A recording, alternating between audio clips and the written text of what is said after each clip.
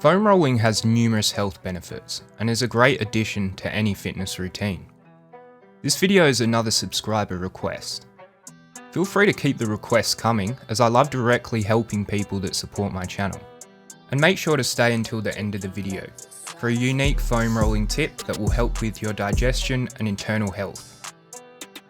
Also, if you're enjoying the content, there'll be plenty more to come, so hit that like and subscribe button to help me help you.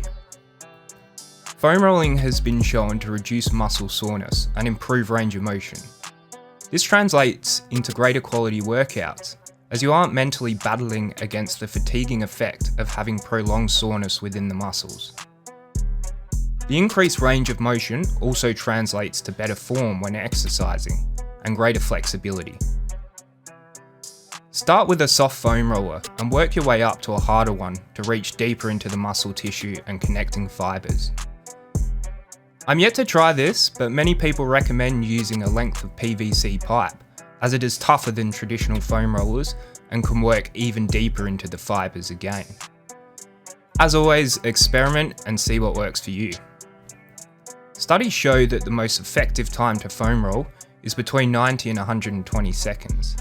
So this only requires you to take a couple minutes each day to perform, which is a nice trade-off for the many benefits you receive. The literature recommends that you combine foam rolling with dynamic stretches, as the benefits compound.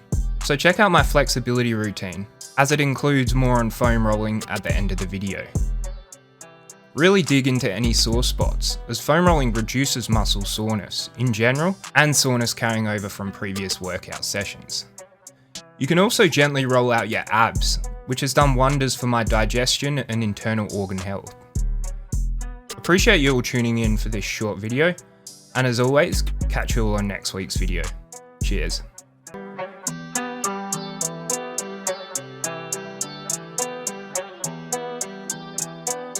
You got the sauce.